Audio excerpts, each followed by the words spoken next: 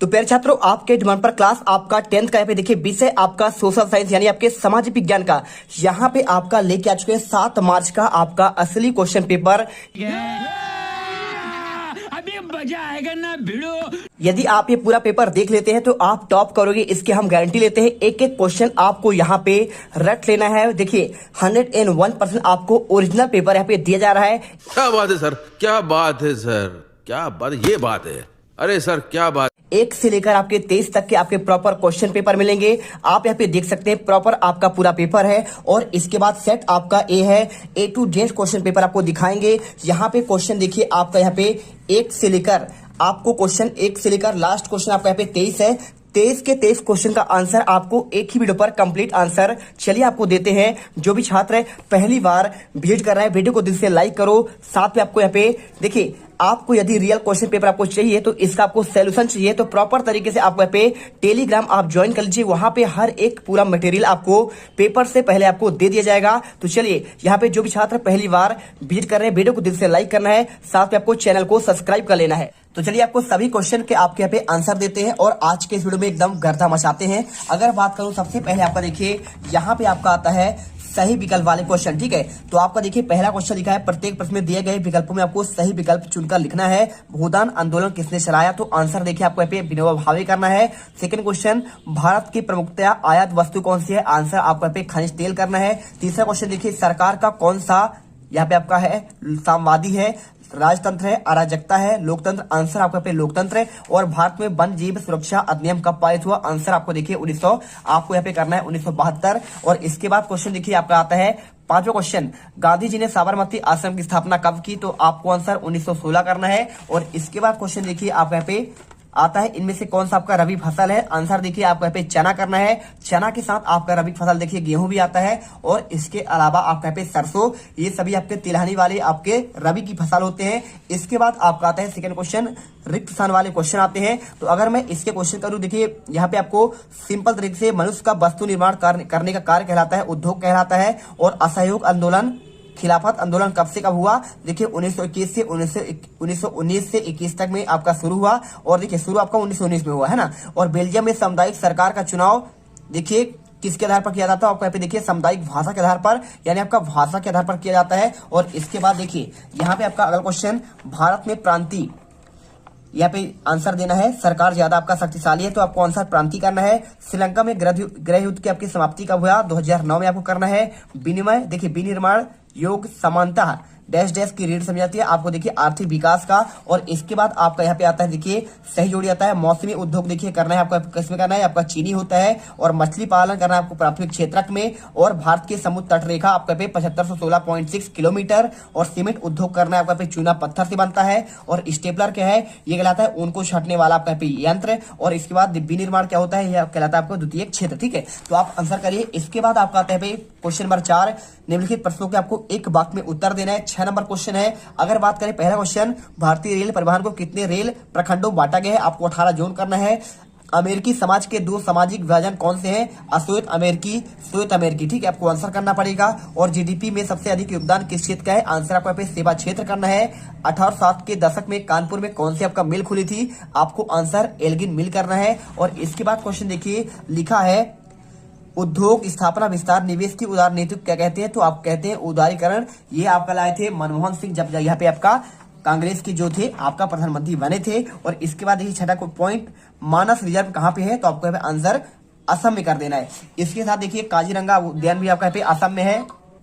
तो देखिए इसके बाद क्वेश्चन देखिए आपका आता है सत्य असत्य वाले कथन आते हैं। 6 नंबर क्वेश्चन है। पहला क्वेश्चन, सामुदायिक सरकार की व्यवस्था क्या आपका बेल्जियम में है? तो बिल्कुल आपका बेल्जियम में आपका सामुदायिक सरकार है। वहां पे भाषा के आधार पर यहाँ पे सरकार चुनी जाती है। आपको यहाँ पे सत्य करना है। पहला क्वेश्चन था, बेरोजगारी की आशंका कारण मजदूरी या फिर प्रौद्योगिकी पसंद करते हैं? तो देखिए आपको यहाँ पे बेरोजगारी के आशंका कारण नहीं, ये उनकी मजबूरी होती है, ठीक है। तो आपको आंसर देखिए यहाँ पे आपको असत्य करना है। इसके बाद भारत के पड़ोसी देशों में मानव विकास के लिहाज से नेपाल की क्या स्थिति अच्छी है? तो आपका स्थिति है नहीं, तो आपको असत्य करना है। कोलकाता के आपका एक नदी पत्तन है? तो बिल्कुल आपका यहाँ पे सत्य है। देखिए कोलकाता के आपका वहाँ पे आपका हुगली नदी पर आपका यहाँ पे बना हुआ बंदरगाह है। और इसके साथ आपका बहुत सारे कोचीन बंदरगाह है, आपने सुना होगा। मुंबई में आपका बंदरगाह है, विशाखापट्टनम बंदरगाह है ना। तो आपको यहाँ पे बहुत सारे आपके बंदरगाह हैं। आपको आपको याद कर लेना। पारादीप हो गया, नौहवा सेवा हो गया, और जर्मनी और स्वीडन देशों में नस्ल भेदी समाज है, तो आपको यहाँ पे आंसर असत्य करना है। भारतीय रेल मार्ग की आपकी लंबाई क्या एशिया में सबसे अधिक है, तो आपको यहाँ पे देखिए बिल्कुल आपका सबसे अधिक है एशिया में, और दूसरे नंबर आपका चीन आता है, और पूरे विश्व में दूसरे स्थान पर आता है भारत आपका अमेरिका के बाद, तो आपको सत्य करना है। देखिए आपको एक एक क्वेश्चन अच्छे से आपको पढ़ लेना है, क्योंकि आपको ये क्वेश्चन डायरेक्टली आपको देखने को मिलेंगे, ठीक है। चलिए इसके बाद आपका क्वेश्चन आता है, देखिए यहाँ पे क्वेश्चन नंबर आपका यहाँ पे 6 आता है, आयु के आधार पर जड़ोल मृदा को किन 2 भागों में बांटा गया है। अगर मैं इसके आंसर की बात करूं, अथवा क्वेश्चन देखिए, मृदा बनने की प्रक्रिया में कौन कौन सा आपका कारक महत्वपूर्ण है। चलिए आपको आंसर देते हैं। तो देखिए अगर मैं इसके आंसर की बात करूं, तो आपको सिंपल तरीके से आयु के आधार पर देखिए जड़ोल को आपको यहाँ पे देखिए 2 प्रकार बांटा गया है, प्राचीन जड़ोढ़क मृदा और दूसरा आपका पे नवीन जड़ोढ़क आपका मृदा। तो आप आंसर यहाँ पे ये दोनों क्वेश्चन आप आंसर अच्छे से करिए।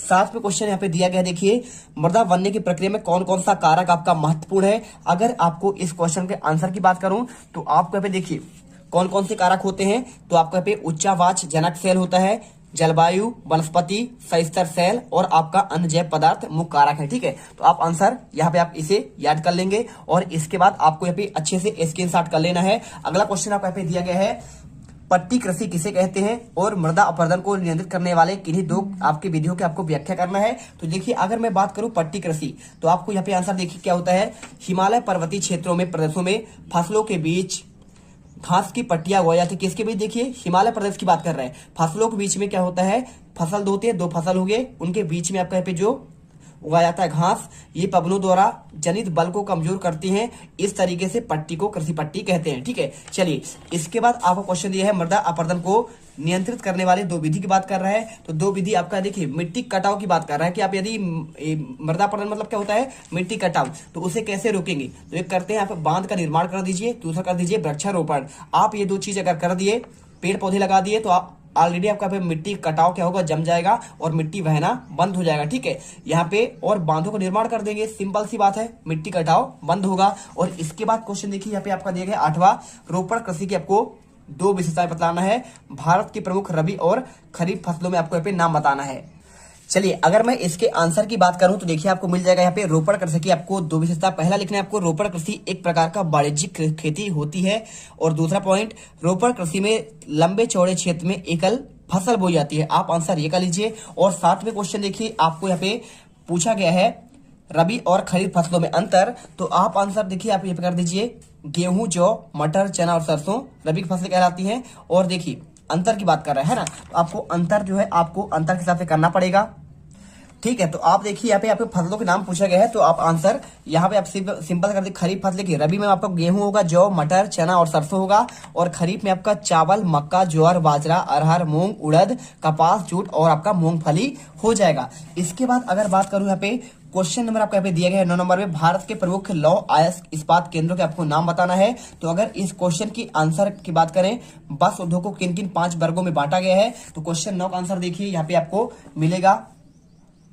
तो इसका आंसर आपको यहाँ पे ये करना है, देखिए वस्त्र उद्योग को यहाँ पे आपका 5 वर्गों में बांटा गया है। पहला देखिए सूती वस्त्र उद्योग, दूसरा होगा आपका यहाँ पे ऊनी वस्त्र उद्योग, तीसरा आपका रेशमी वस्त्र, और चौथा आपका जूट या पटसन उद्योग, 5वां होगा कृत्रिम वस्त्र उद्योग, ठीक है। तो आप आंसर यहाँ पे इसे कर लीजिए। और इसके बाद देखिए क्वेश्चन आपका पूछा गया है यहाँ पे लौह इस्पात केंद्रों के नाम, तो आप इसका आंसर आपको ये मिल जाएगा। देखिए यहाँ पे बोकारो जमशेदपुर में है झारखंड में, और बरनपुर हीरापुर ये पूरा आंसर आपको दिया गया है विशाखापट्टनम आंध्र प्रदेश में, और भिलाई छत्तीसगढ़ में है, राउरकेला उड़ीसा में है, और विजयनगर आपका कर्नाटक में है, और सेलम आपका यहाँ पे तमिलनाडु में है। आप इसे आंसर करिए। और इसके बाद क्वेश्चन देखिए यहाँ पे आपको क्वेश्चन नंबर आपका 10वां आता है, भारत में नागरिक हवाई अड्डों की संख्या कितनी है, किन्हीं 3 आपको हवाई अड्डों के आपको नाम बताना है, ठीक है। तो हवाई अड्डे तो हमारे यहाँ कम से कम हजारों होंगे, लेकिन आपको पे मेन आपको 3 नाम बताना है, ठीक है। और भारत की समुद्र तटीय रेखा कितने किलोमीटर लंबी है, पूर्वी तट और पश्चिमी तट में स्थित 3 आपको 15 काय का नाम बताना है। तो हवाई अड्डा और आपका 15 का वाला क्वेश्चन आपका आ चुका है। तो यहाँ पे देखिए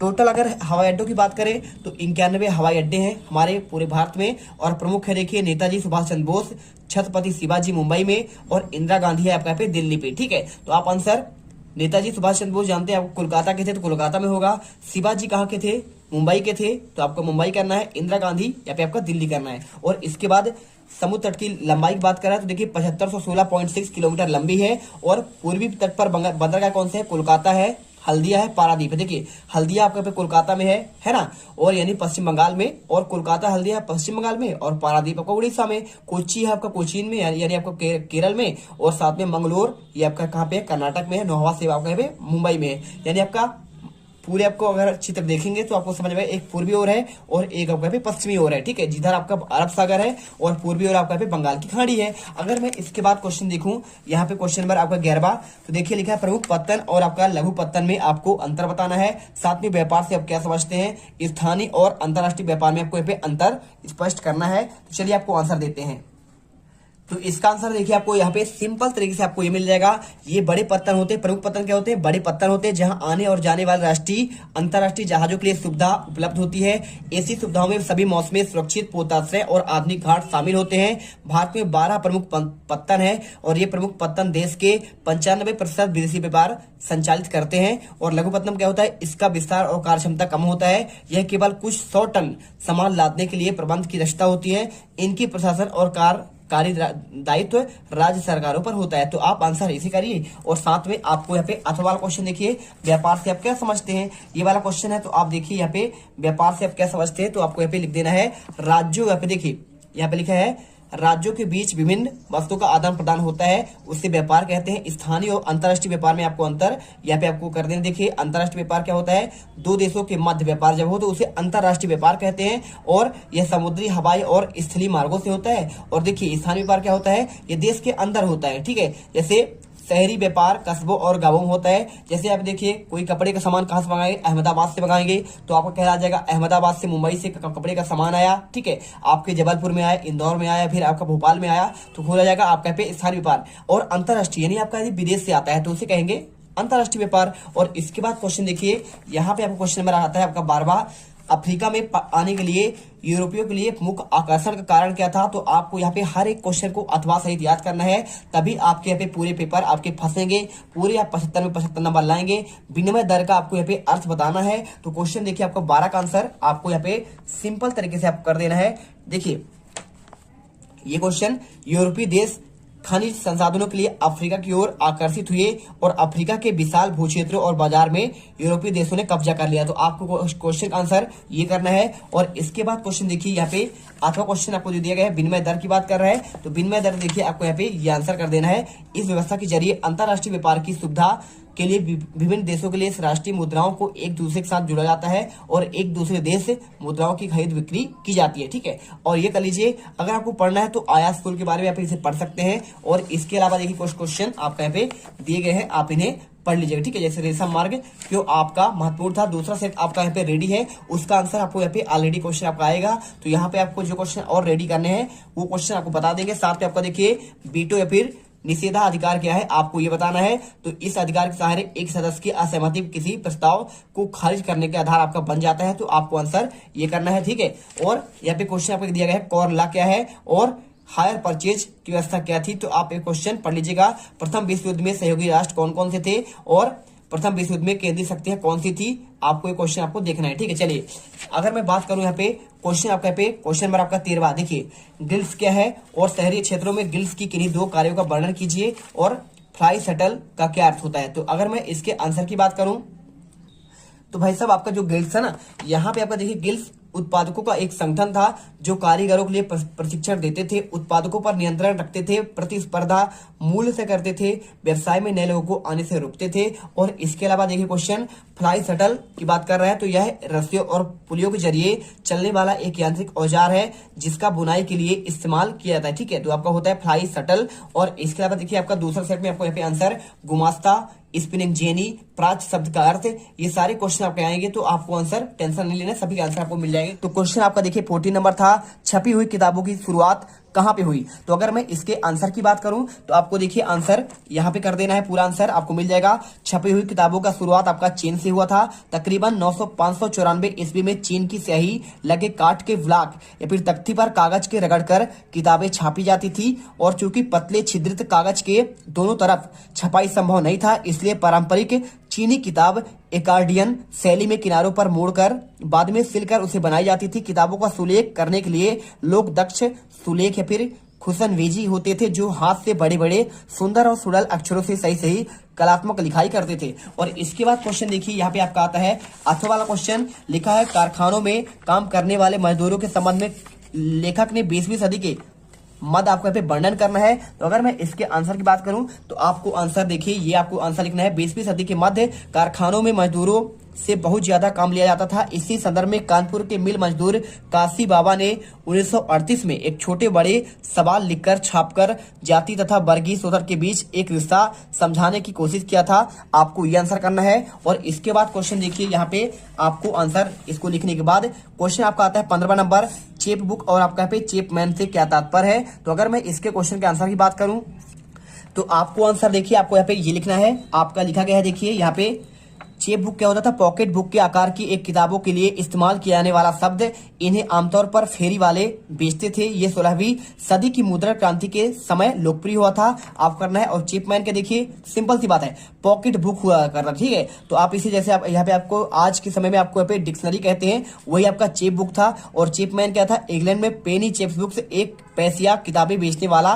देखिए जो यहाँ पे आपका किताबें बेचते थे उसे कहते चेपमैन कहते थे, ठीक है। और इसके बाद क्वेश्चन देखिए यहाँ पे आपका प्लाटेन क्या है। तो प्लाटेन का आंसर देखिए, लेटर प्रेस छपाई में प्लाटेन एक बोर्ड होता है और जिसे छोटे कागज के पीछे दबाकर टाइप की छाप की जाती थी। पहले यह बोर्ड का काठ का होता था और बाद में इस्पात का बनने लगा, ठीक है। आपको आंसर करना है। और इसके बाद क्वेश्चन देखिए 16वां, निजी क्षेत्र से क्या तात्पर्य है। और साथ में आपको यहाँ पे पूछा गया है प्रोटेस्टेंट धर्म सुधार आपका क्या है, ठीक है। तो निजी क्षेत्र देखिए आपको यहाँ पे आंसर इसका आपको मिल जाएगा।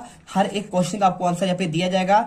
निजी क्षेत्र की बात करें अगर मैं, तो ये रहा इसका आंसर, आप लिख दीजिए। निजी क्षेत्र में परिसंपत्ति पर स्वामित्व, सेवाओं के वितरण की जिम्मेदारी एकल व्यक्ति या कंपनी के हाथों में होती थी, जैसे Tata iron and steel, Birla company, Mahindra and Mahindra company आदि के कंपनियां। और इसके बाद क्वेश्चन पूछा गया इसमें प्रोटेस्टेंट धर्म की बात कर रहा है।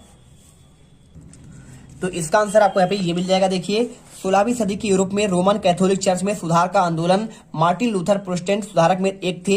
इस आंदोलन से कैथोलिक ईसाई मत के विरोध में कई आपकी धाराएं निकली। आपको आंसर कर देना है, इस आंसर कर लीजिए। और इसको करने के बाद आपको यहाँ पे आंसर क्वेश्चन 17 आता है, वैश्वीकरण को बढ़ावा देने वाले कारक का आपको बताना है और प्राथमिक क्रियाएं क्या है। तो अगर मैं इसके आंसर की बात करूं तो देखिए, अगर मैं इसके आंसर की बात करूं तो आपका वैश्वीकरण से आपका तात्पर्य क्या है। तो आप यहाँ पे आंसर देखिए, बढ़ाने वाले कारक को पूछा गया। तो वैश्वीकरण को बढ़ावा देने के लिए प्रमुख कारक बहुराष्ट्रीय कंपनियां, उच्च प्रौद्योगिकी, यातायात के विकसित साधन, विश्व व्यापार संगठन, सूचना प्रौद्योगिकी आपके यहाँ पे प्रमुख होंगे। साथ में आपको यहाँ पे देखिए वैश्वीकरण से आपका तात्पर्य इसे पढ़ लेना है, अधिक विदेश व्यापार और अधिक विदेशी निवेश के कारण विभिन्न देशों के बाजारों और उत्पादनों में एक एकीकरण हो रहा है और विभिन्न देशों के बीच परस्पर संबंध और तीव्र एकीकरण की प्रक्रिया को आपका वैश्वीकरण कहते हैं। आप इसे पढ़िए। और इसके बाद देखिए प्राथमिक क्रियाएं पूछा गया है। तो यहाँ पे आपको सिंपल तरीके से आपको यहाँ पे इसका भी आंसर आपको यहाँ पे मिल जाएगा। देखिए हर एक क्वेश्चन का आपको आंसर मिलेगा। 1 देखिए ये आपका निजी क्षेत्र की बात कर रहा है, तो निजी क्षेत्र आपको यहाँ पे ये मिल जाएगा। तो यहाँ पर देखिए आपको यहाँ पे प्राथमिक आपका क्रियाएं की बात कर रहा है। तो प्राथमिक क्रियात्मक आपको लिख देना है, हम प्राकृतिक संसाधनों का प्रयोग करके किसी वस्तु का उत्पादन करते हैं, इसे प्राथमिक क्षेत्र कहते हैं। जैसे कृषि आपका यहाँ पे देखिए, कैसे से आपका धान की खेती, गेहूं की खेती आपका होता है, रबी और खरीफ वाले फसल, मत्स्य पालन होता है आपका प्राथमिक होता है, और पशुपालन और खनन आपके ये कहला जाएंगे प्राथमिक आप क्रियाएं कहलाएंगे। और इसके अलावा देखिए आप यहाँ पे देखेंगे क्वेश्चन आपका यहाँ पे 18वां लिखा गया है, जैव विविधता से क्या आशय है, यह मानव जीवन के लिए क्यों आवश्यक है और वनों का संरक्षण क्यों आवश्यक है। तो सबसे पहले आप देखिए यहाँ पे जैव विविधता। तो जैव विविधता क्या होता है, जैव विविधता वन्य जीवन और कृषि फसलों के लिए विविधता का प्रतीक है। भाई जैव विविधता मतलब आपका एक ही जगह पर जीव जंतु भी हो, मनुष्य भी हो, पेड़ पौधे भी हो, पशु पक्षियां भी हो, सब कुछ हो, वो कहलाता है आपका पे बायोडाइवर्सिटी कहलाता है। और ये क्वेश्चन आपका पे 101% डायरेक्टली छपेगा। देखिए जैव विविधता वन्य जीवन और कृषि फसलों में विविधता का तीव्रता है। वनस्पति और वन्य जीव में अनेक प्रकार के पेड़ पौधे, जीव जंतु, मनुष्यों में मानव के अनेक जातियां, उपजातियां पाई जाती है, इन्हें कहते हैं बायोडाइवर्सिटी। और आपको आंसर कर देना है। और इसके बाद क्वेश्चन देखिए यहाँ पे आपका पूछा गया है, वनों का संरक्षण क्यों आवश्यक है। तो आप लिख दीजिए, दैनिक आवश्यकता की पूर्ति और प्राकृतिक संतुलन के लिए वनों का संरक्षण आवश्यक है। ठीक है, तो आप यहाँ पे देख लो पूरा। और इसके बाद देखिए लिखा है, वन एक राष्ट्रीय संपदा है, इससे हमारा औद्योगिक विकास होता है, हमारा जीवन स्तर भी ऊंचा होता है। ठीक है, और साथ में हमारे देश में वनों का क्षेत्र सीमित है, क्षेत्र और भी सीमित हो जा रहा है क्योंकि वनों कटाई हो रही है। और किसी देश अथवा देश के संतुलित विकास के लिए 33% आपका भूभाग पर वनों का विस्तार होना चाहिए, लेकिन इतना तो हर जगह है नहीं। लेकिन हमारे मध्य प्रदेश में यहाँ पे 35% आपका है। साथ में देखिए आपको यहाँ पे आंसर पूरा आपको दिया गया है, वनों का विस्तार केवल 19.3% भूभाग पर ही आपका वन पाया जाता है हमारे यहाँ पे। और वनों का वितरण तो और ही बेतुका है।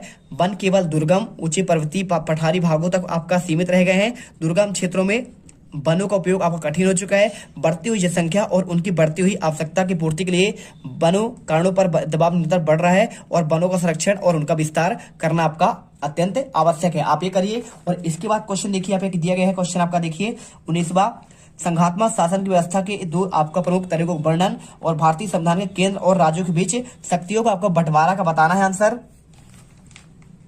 तो सबसे पहले आपको यहाँ पे आंसर देते हैं, इसके तरीकों को वर्णन की बात कर रहे हैं तो आपको यहाँ पे तरीके देखिए, आपको यहाँ पे दिए गए हैं। आपका 2 या 2 से अधिक स्वतंत्र राष्ट्र, 7 आकर बड़ी इकाइयां गठित करके संघ का निर्माण किया जा सकता है। और साथ में दूसरा तरीका है एक बड़े देश द्वारा अपना आंतरिक विविधता को ध्यान में रखते हुए राज्यों का गठन करना और फिर राष्ट्रीय सरकार के बीच सत्ता का बंटवारा कर देना। आपको यहाँ पे दोनों पॉइंट याद करने हैं। साथ में देखिए यहाँ पे पूछा गया है संविधान में केंद्र और राज्यों की शक्ति का बंटवारा की बात कर रहा है तो आपको देखिए 3 प्रकार से किया गया है। पहला आपका देखिए 3 सूचियां आपको दिए गए हैं विधायी शक्तियों को, आपको देखिए लिखा ना, भारतीय संविधान में स्पष्ट रूप से केंद्र और राज्य सरकारों के बीच विधायी शक्तियों को 3 हिस्सों में बांटा गया है। पहला आपका संघ सूची, इसमें होता है प्रतिरक्षा होता है, विदेश, बैंकिंग, संचार होता है। राज्य सूची में देखिए पुलिस होते हैं, व्यापार होते हैं, वाणिज्य, कृषि और सिंचाई आपका पे राज्य सूची के अंतर्गत आते हैं। संवर्ती आपका देखिए दोनों आता है, शिक्षा भी दोनों आता है, केंद्र और राज्य मिलकर करते हैं। वन का भी आपको करते हैं केंद्र और राज्य, विवाह, मजदूर संघ जैसे आपके विषय आपके शामिल होते हैं। आपको आंसर कर लेना है। और इसके बाद क्वेश्चन देखिए यहाँ पे आपका पूछा गया है मुद्रा आवश्यकताओं के दोहरे सहयोग की समस्या को किस तरह सुलझाती है, आप अपनी ओर से उदाहरण देकर समझाइए। ऊर्जा संसाधन संरक्षण आपका क्यों आपका आवश्यक है। अगर मैं इनके आंसर की बात करूं तो देखिए आपका इसका अगर मैं आंसर की बात करूं पहले वाले का तो आपको आंसर देखिए आपका मेन वाले क्वेश्चन का आंसर आपको ये मिल जाएगा। पूरा आंसर यहाँ पे आप देख लो, मुद्रा विनिमय प्रणाली वस्तु विनिमय प्रणाली से आपका अधिक उत्तम है। आवश्यकता के दोहरे सहयोग की समस्या वस्तु विनिमय में कठिन समस्या है। ठीक है, आप यहाँ पे आंसर कर लीजिए। ठीक है, जैसे उदाहरण दिया गया है, यदि एक जूते का निर्माण गेहूं की आवश्यकता है तो उसे पहले गेहूं वाला ढूंढना होगा और जिसके पास न केवल गेहूं हो बल्कि उसके जूते भी हो, क्योंकि तभी ना आप यहाँ पे क्या है विनिमय का आपके पे मुद्रा विनिमय कर सकते हैं। ठीक है, उसका लेंगे और अपना दे देंगे। और इसके बाद क्वेश्चन देखिए यहाँ पे दिया गया है ऊर्जा संसाधन आपका क्यों आवश्यक है। तो आप देखिए मुद्रा की विनिमय के माध्यम के रूप में व्याख्या आपको क्वेश्चन आप देख लीजिएगा। 7वें क्वेश्चन की बात करूं अगर मैं देखिए यहाँ पे आपका दिया गया है, इसमें मुद्रा का वर्गीकरण की व्याख्या कर रहा है। तो पूर्ण मुद्रा, प्रतिनिधि मुद्रा, शाख मुद्रा, इसके आपके प्रकार होंगे, इनको आप एक बार पढ़ लीजिएगा और आपको यहाँ पे मिल जाएगा आंसर। देखिए आपका अथवा वाले का आंसर ये देखिए, ये क्वेश्चन आपको दिया गया है संरक्षण की आवश्यकता की बात कर रहा है तो देखिए आपको आंसर ये मिल जाएगा।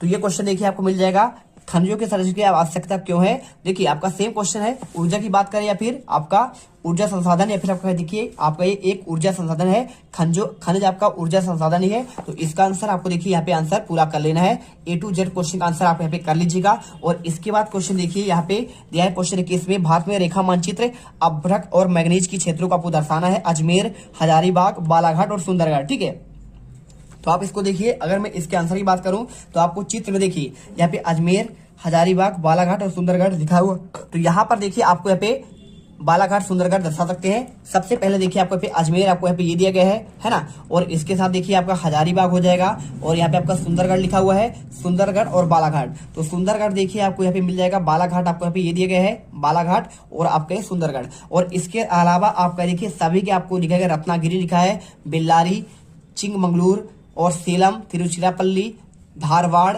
बैलाडीला।